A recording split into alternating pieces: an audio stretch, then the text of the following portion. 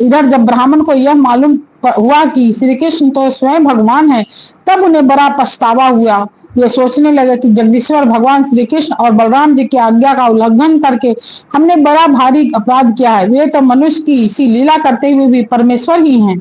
जब उन्होंने देखा कि हमारी पत्नियों के हृदय में तो भगवान का अलौकिक प्रेम है और हम लोग उससे बिल्कुल मीते हैं, तब वे पछता पछता कर अपनी निंदा करने लगे।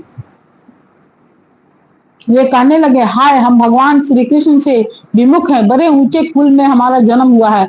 गायत्री ग्रहण करके हम जाति हुए, वेदा अध्ययन करके हमने बड़े बड़े यज्ञ किए, परंतु वह सब किस काम का? धिक्कार है, धिक्कार है। हमारी विद्या व्यर्थ गई, हमारे व्रत व्रत बुरे सिद्ध हुए, हमारी उस बहुगिता को धिक्कार है। ऊंचे वंश में जन्म लेना, कर्म कांड में निपुण होना किसी काम ना आया, इन्हें बार बार धिक्कार है। निश्चय ही भगवान की माया बड़े बड़े योगियों को भी मोहित कर लेती है। तभी तो हम कहलाते हैं मनुष्य के गुरु और ब्राह्मण, परंतु अपने सच्चे स्वार्थ और परमात्मा के विषय में बिल्कुल भूले हुए हैं। कितने आश्चर्य की बात है। देखो देखो तो सही, यद्यपि ये स्त्रियां हैं तथापि जगत गुरु भगवान श्री कृष्ण में इनका कितना अगाध प्रेम है, अखंड अनुराग है। इसी से इन्होंने गृहस्थी की वह बहुत बड़ी फांसी भी काट डाली, जो मृत्यु के साथ भी नहीं कटती।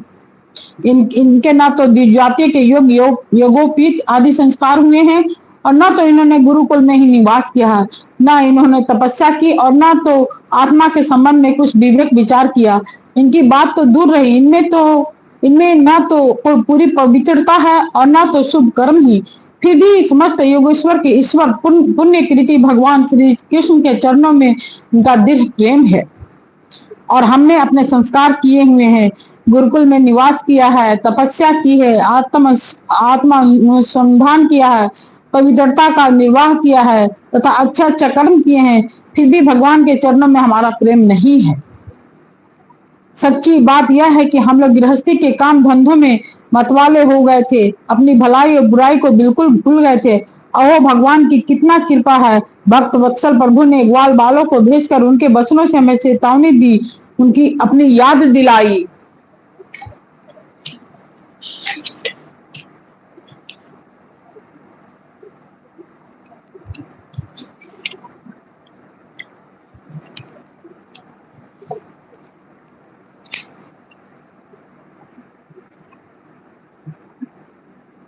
भगवान स्वयं पूर्ण काम है और कैवल्य मोक्ष पर्यंत जितनी भी कामनाएं होती हैं उनको पूर्ण करने वाले हैं। यदि हमें सचेत नहीं करना होता तो हम सरीखे क्षुद्र जीवों से प्रयोजन ही हो सकता था। अवश्य उन्होंने इसी उद्देश्य से मांगने का बहाना बनाया, अन्यथा उन्हें मांगने की भला क्या आवश्यकता थी। स्वयं लक्ष्मी अन्य सब देवताओं को छोड़कर अपनी चंचलता, गर्व आदि दोषों का परित्याग करके केवल एक बार उनके चरण कमलों का स्पर्श पाने के लिए सेवा करती रहती हैं। वे ही प्रभु किसी से भोजन की याचना करें, यह लोगों की मोहित करने के लिए नहीं तो और क्या है। देश काल पृथक पृथक सामग्रियां, उन कर्मों में विनियुक्त मंत्र, अनुष्ठान की पद्धति, ऋत्विज, अग्नि, देवता, यजमान, यज्ञ और धर्म सब भगवान के ही स्वरूप हैं। वे ही योगेश्वर के भी ईश्वर भगवान विष्णु स्वयं श्री कृष्ण के रूप में यदुवंशियों में अवतीर्ण हुए हैं। यह बात हमने सुन रखी थी, परंतु हम इतने मूर्ख हैं कि हम उन्हें पहचान भी न सके। यह सब होने पर भी हम धन्य हैं। हमारे अहोभाग्य हैं, तभी तो हमें वैसी पत्नियां प्राप्त हुई। उनकी भक्ति से हमारी बुद्धि भी भगवान श्री कृष्ण के अविचल प्रेम से युक्त हो गई है। प्रभु, आप अचिंत और अनंत ऐश्वर्य के स्वामी हैं। श्री कृष्ण, आपका ज्ञान अबाध है। आपकी ही माया से हमारी बुद्धि मोहित हो रही है और हम कर्मों के पचड़े में भटक रहे हैं। हम आपको नमस्कार करते हैं। वे आदि पुरुषोत्तम भगवान श्री कृष्ण हमारे इस अपराध को क्षमा करें, क्योंकि हमारी बुद्धि उनकी माया से मोहित हो रही है। हम उनके प्रभाव को न जानने वाले अज्ञानी हैं।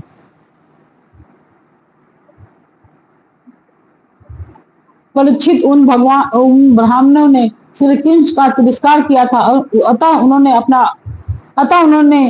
उन्हें अपने अपराध की स्मृति से बड़ा पश्चाताप हुआ और उनके हृदय में श्री कृष्ण बलराम के दर्शन की बड़ी इच्छा हुई, परंतु कंस के डर के मारे वे उनका दर्शन करने ना जा सके। इति श्रीमद्भागवते महापुराणे परमहंस्यां संहितां दशम स्कंदे पूर्वादे यज्ञ पत्युद्धरणम नाम